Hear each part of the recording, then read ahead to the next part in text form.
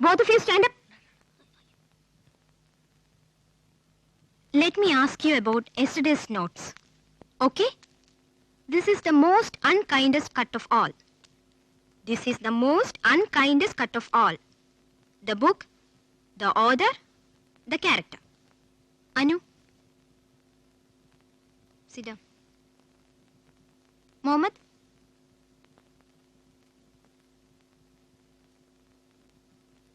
Anyone else? Miss? Yes? Raju, Jimmy, get in. The book is Julius Caesar. Good. Author William Shakespeare. Good. Character Mark Antony. Very good.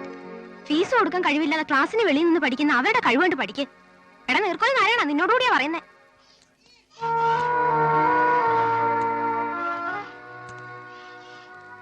ശരിയായോ വല്ലേച്ച? വാ മക്കളെ.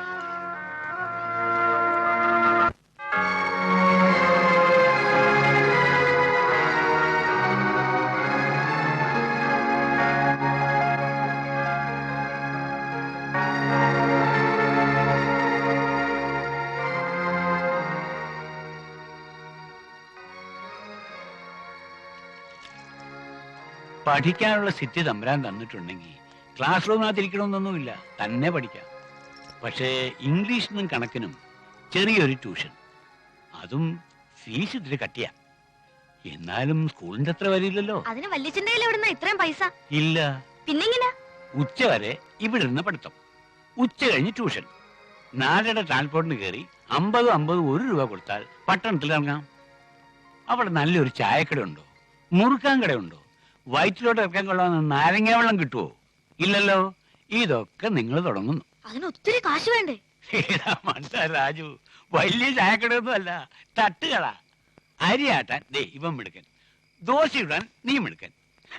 നമ്മളിവിടെ എന്നും ചെയ്യുന്നതല്ലേ. തിരുവനന്തപുരത്ത് പണ്ട് നിങ്ങൾ എക്സ്കർഷന് പോയപ്പോ സെക്രട്ടറിയേറ്റിന് മുമ്പിൽ നിന്ന് രാത്രി തട്ടുദോശ എന്ന് ഓർക്കുന്നുണ്ടോ? അതുപോലെ ഒരെണ്ണം. കച്ചവടം കഴിഞ്ഞ് രാത്രി 8:30 ബസ്സിന് കയറിയാൽ 9 മണിക്ക് ദേ ഇവിടെ ഇറങ്ങാം. കിട്ടുന്നതിൽ കുറെ മിച്ചം പിടിച്ചാൽ പിന്നീട് കോളേജ് പഠിത്തത്തിനും അത് ഉതകും. ഒരുത്തന്നെയും കാല് പിടിക്കേണ്ട കാര്യമില്ലല്ലോ. 77 കഴിഞ്ഞടാ. 77 നോട്ട് ഔട്ട്, ഏറിയാൽ 80.